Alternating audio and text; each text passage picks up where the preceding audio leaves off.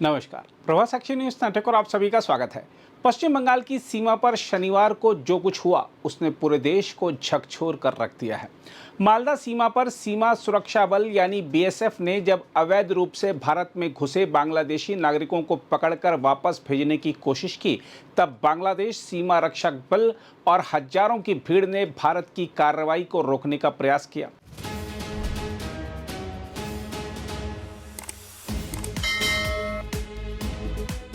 सीमा पर हालात इतने तनावपूर्ण हो गए कि स्थानीय लोगों में डर और गुस्सा फैल गया। देखा जाए तो यह केवल घुसपैठ का मामला नहीं, बल्कि भारत की सुरक्षा और संप्रभुता को खुली चुनौती है। हम आपको बता दें कि मालदा के सुखदेवपुर गांव के लोगों ने जिस भयावह स्थिति का वर्णन किया है वह बेहद चिंताजनक है। स्थानीय निवासी पीयूष मंडल ने बताया कि 5 से 7 हजार बांग्लादेशी नागरिकों ने नो मैंस लैंड पर हंगामा खड़ा करने की कोशिश की। इतना ही नहीं, करीब 15 घुसपैठियों ने गांव में घुसने का प्रयास भी किया, जिसे सीमा सुरक्षा बल ने विफल कर दिया। ग्रामीणों की मांग है कि 1200 मीटर के खुले हिस्से में तुरंत कटीली बाड़ लगाई जाए ताकि घुसपैठ की हर संभावना को समाप्त किया जा सके। गांव की महिला चपला मंडल का बयान और भी भयावह तस्वीर पेश करता है। उन्होंने कहा है कि ये घुसपैठिए गांव में घुसकर महिलाओं और बच्चों को प्रताड़ित करते हैं। देखा जाए तो यह सीधा स्थानीय नागरिकों की सुरक्षा और सम्मान पर भी हमला है।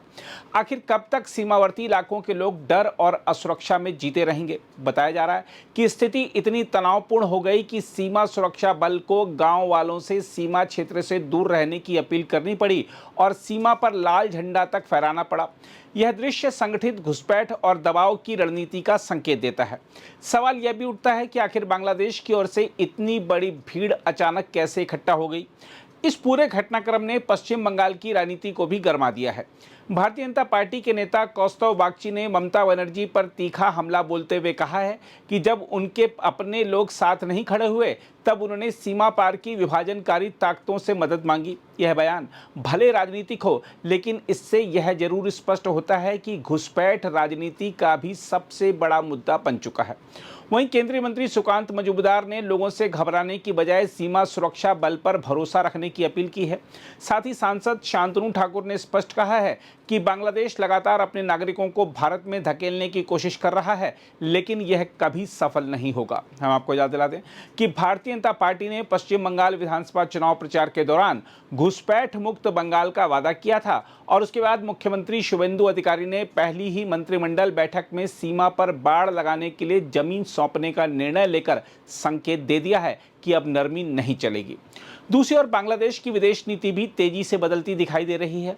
प्रधानमंत्री तारिक रहमान ने अपने पहले विदेशी दौरे के लिए भारत को नजरअंदाज करते हुए मलेशिया और चीन को चुना है। चीन के साथ 17 समझौतों की तैयारी, तीस्ता नदी परियोजना और मोंगला बंदरगाह के आधुनिकीकरण में चीन की भागीदारी भारत के लिए गंभीर चिंता का विषय है। खासकर तीस्ता परियोजना में चीन की घुसपैठ भारत के सिलीगुड़ी गलियारे के लिए रणनीतिक खतरा बन सकती है। बांग्लादेश लगातार चीन के साथ आर्थिक और राजनीतिक रिश्ते गहरे कर रहा है, जबकि भारत के साथ संबंधों में अविश्वास बढ़ता जा रहा है।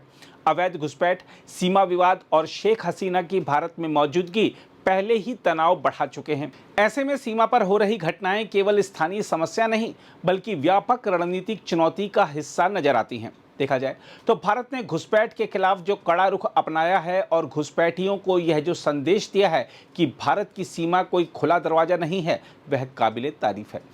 एक एक घुसपैठिए को यह समझ लेना चाहिए कि जो भी अवैध तरीके से देश में घुसने की कोशिश करेगा उसे कानून और सुरक्षा बलों की कठोर कार्रवाई का सामना करना पड़ेगा। सीमा पार से भीड़ जुटाकर भारत को डराने की कोशिश करने वालों को समझ लेना चाहिए कि नया भारत जवाब देना जानता है और अपनी सीमाओं की रक्षा करना भी जानता है। देश की सुरक्षा, सीमावर्ती नागरिकों की अस्मिता और भारत की संप्रभुता से खिलवाड़ किसी भी कीमत पर बर्दाश्त नहीं किया जाएगा। अगर आप भी लेना चाहते हैं देश दुनिया की तमाम जानकारी तो आज ही सब्सक्राइब करें हमारे चैनल को। साथ ही नीचे दिए बेल आइकन को जरूर दबाएं ताकि हर अपडेट आप तक पहुंच सके।